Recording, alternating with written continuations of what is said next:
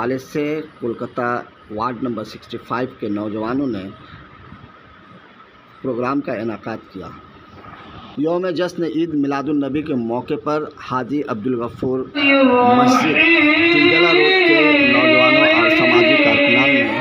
ایک اسلامک پیس کانٹیسٹ کا پروگرام کا انعقاد کیا اور اس موقع پر بچوں کے حوصلہ افزائی کے لیے انہیں مومنٹو اور میڈل کے ساتھ ساتھ انہیں سرٹیفکیٹ بھی دیے۔ اس موقع پر علاقے کے نوجوان نے بڑھ چڑھ کر حصہ لیا اور اس مبارک موقع پر ان لوگوں نے ایک مولانا کو بلا کر تقریر کی۔ حضرت محمد صلی اللہ علیہ وسلم کے آمد کے حوالے سے ان لوگوں نے باتیں کی۔ آئیے ہم سنتے ہیں کہ اس موقع پر مقررین نے اپنے اظہار خیال کس طرح کیا اور آقا انعامدار محمد مصطفیٰ صلی اللہ علیہ وسلم کے حوالے سے ان لوگوں نے کیا کچھ کہا۔ علاقے کے لوگوں میں جوش و خروش دیکھا گیا اور کافی تعداد میں لوگ اکٹھے ہو کر اس جلسہ کا بھرپور ساتھ دیا اور اس موقع پر انہوں نے اس سے کامیاب بھی بنایا۔ ایسے کولکتہ میں ایسے کئی تو NGOs ہیں جو اسلامی سال کا بہت ہی خیر مقدم کرتے ہیں، لیکن بہت کم ایسے NGOs دیکھے گئے جو کولکتہ کے سہاروں پر جشن یوم ولادت محمد مصطفیٰ صلی اللہ علیہ وسلم کے موقع پر اس طرح کا پروگرام کا انعقاد کر کے بچوں کے حوصلہ افزائی کیا اور بچوں کے اندر دین کیا ہے، دین کے متعلق جانکاری دینے کی کوشش کی اور اس کے ساتھ ساتھ علاقائی لوگوں کو آپ صلی اللہ علیہ وسلم کے بارے میں بتانے کے لیے مولانا حضرات اور مفتی حضرات سے تقریر کروائی تاکہ ان کا دل صاف ہو اور یہ اسلام کی طرف راغب ہوں اور دین کا کام کریں۔ اللہ تعالی ہم سبوں کو اسلام پر چلنے کی توفیق عطا فرمائے، آمین ثم آمین۔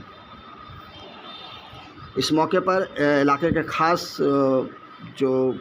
اس پروگرام کے روح رواں تھے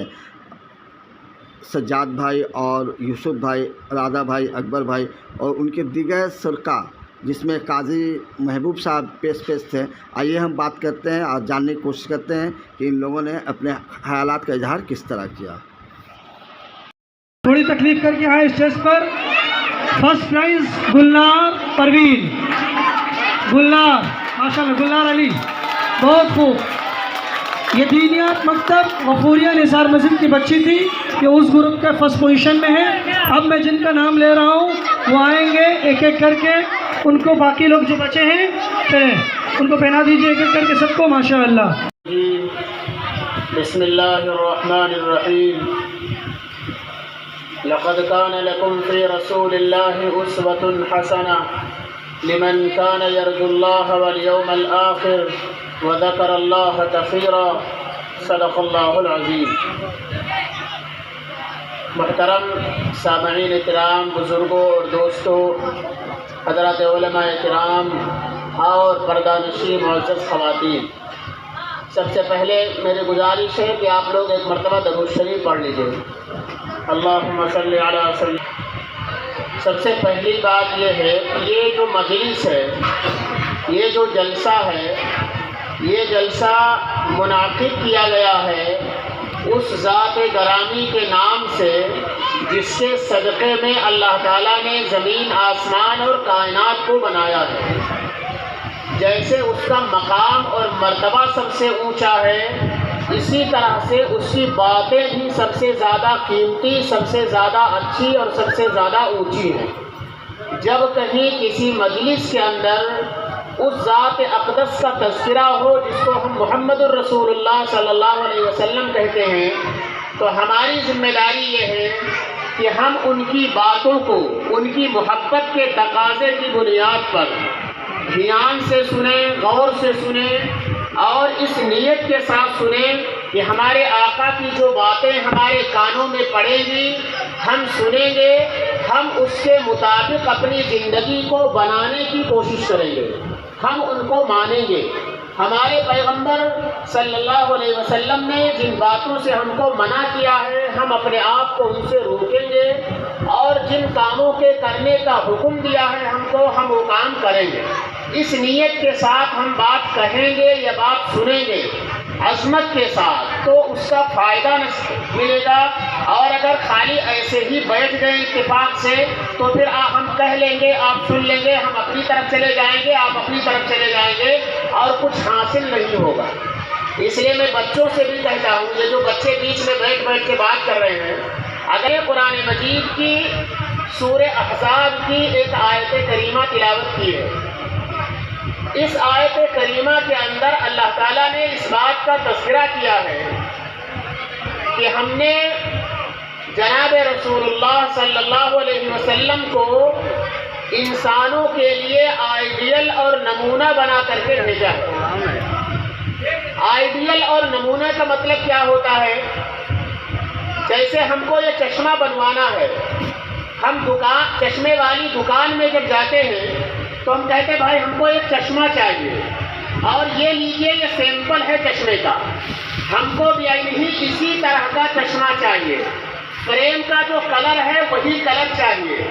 اور جس کمپنی کا فریم ہے اسی کمپنی کا فریم چاہیے، جس سائز کا فریم ہے اسی سائز کا فریم چاہیے۔ کتنا روپیہ لیں گے آپ؟ وہ کہتا ہے 600 روپے لیں گے۔ ہماری اور اس کی بات ہو جاتی ہے، ہم کہتے ہیں ٹھیک ہے، آپ 600 روپیہ ہماری آپ کی بات طے، اور یہ لیجئے چشمہ، اور ہم کو آپ کب دیجیے گا؟ بولا پرسوں بنا کے دیں گے۔ ہم نے کہا ٹھیک ہے، ہم گھر چلے آئے،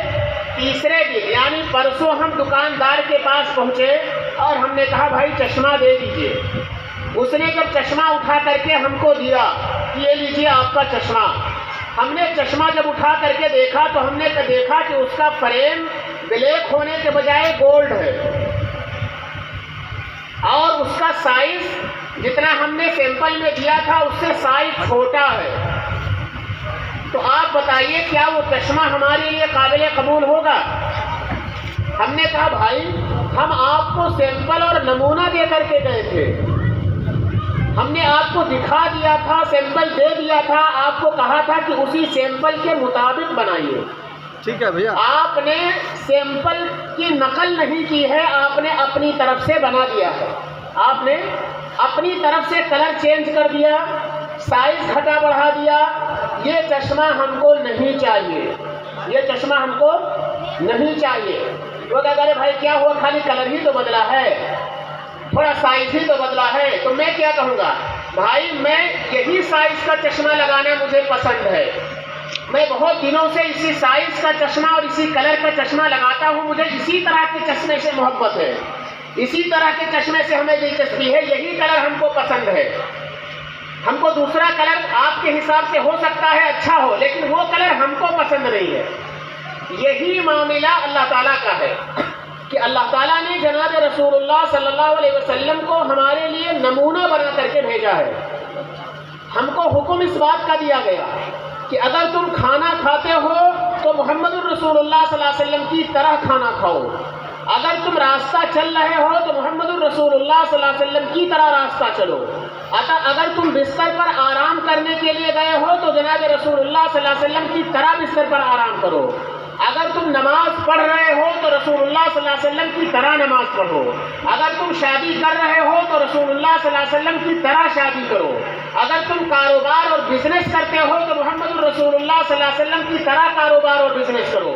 اگر تم دکان کرتے ہو تو رسول اللہ صلی اللہ علیہ وسلم کی تعلیمات کے مطابق دکان کرو، اگر تم مزدوری کرتے ہو تو تم رسول اللہ صلی اللہ علیہ وسلم کے حکموں کے مطابق مزدوری کرو، اور اگر تم کہیں ڈرائیور ہو، گاڑی چلاتے ہو تو رسول اللہ صلی اللہ علیہ وسلم کی ہدایات کے مطابق گاڑی چلانے کی کوشش کرو، اور اگر تم کسی بچے کے باپ ہو تو بچوں کی تربیت رسول اللہ صلی اللہ علیہ وسلم کے طریقے کے مطابق کرو، اگر تم اپنے بھائی بہنوں کے درمیان میں رہتے ہو تو بھائی بہنوں کے ساتھ تمہارا رویہ وہی ہونا چاہیے جس کی تعلیم جناب رسول اللہ صلی اللہ علیہ وسلم نے دی ہے، اور اگر تم شادی شدہ ہو، تمہاری بیوی ہے تو تمہاری بیوی کے ساتھ تمہارا رویہ وہی ہونا چاہیے جو جناب رسول اللہ صلی اللہ علیہ وسلم کا اپنی بیویوں کے ساتھ تھا، اور اگر تم سیاستداں ہو، قوم کے لیڈر اور سرپرست ہو، اگر تم سیاست کرنا چاہتے ہو تو تم رسول اللہ صلی اللہ علیہ وسلم کی زندگی کو پڑھو اور یہ دیکھو کہ مدینہ کے سیاستداں اور مدینہ کے پیغمبر حضرت محمد الرسول اللہ صلی اللہ علیہ وسلم نے سیاست کرنے کا کیا طریقہ سکھایا ہے۔ اور اگر تم سوشل ورکر ہو، سماجی کارکن ہو، تو یہ دیکھو کہ محمد الرسول اللہ صلی اللہ علیہ وسلم نے سماج کی خدمت کیسے کی ہے، ضرورت مندوں کی ضرورتیں کیسے پوری کی ہے، بیواؤں کی کفالت کیسی کی ہے، بے روزگاروں کو روزگار کیسے فراہم کیا ہے، ضرورت مندوں کا بوجھ کیسے اٹھایا ہے، اور جو اور کسی طرح معذور تھے ان کی معذوری کو دور کرنے کی کیا کوششیں کی ہیں، جو بیمار تھے ان کی عیادت کیسے کی ہے، جو ہمارے دشمن تھے دشمنوں کے ساتھ ان کا رویہ کیا تھا، اور جو دوست تھے دوستوں کے ساتھ آپ صلی اللہ علیہ وسلم کا تعلق کیسے تھا، آپ نے جنگوں میں دشمنوں سے لڑائیاں کیسے کی، اور جنگوں میں جو لوگ قید ہوئے ان کے ساتھ آپ کا معاملہ کیا تھا۔ یعنی زندگی کے جتنے حصے ہیں ان تمام حصوں میں ہم نقل کریں گے جناب رسول اللہ صلی اللہ علیہ وسلم کے بٹن کھلے ہوئے تھے۔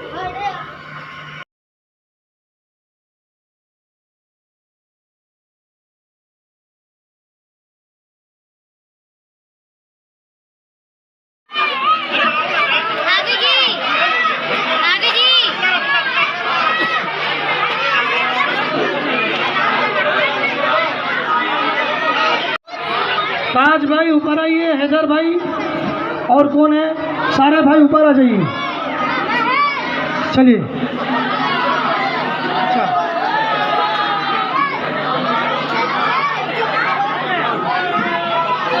پوزیشن کے لیے میں عرفان بھائی کو پھر سے تکلیف دوں گا۔ عرفان بھائی آئے، محقق فرسٹ پوزیشن، بہت خوب، ماشاء اللہ، چلیے بہت اچھا ماشاء اللہ، یہ فرسٹ پوزیشن۔ باقی لوگ آئیے، میڈل پہ نہیں جائیے، سب کو میڈل پہ لائیے۔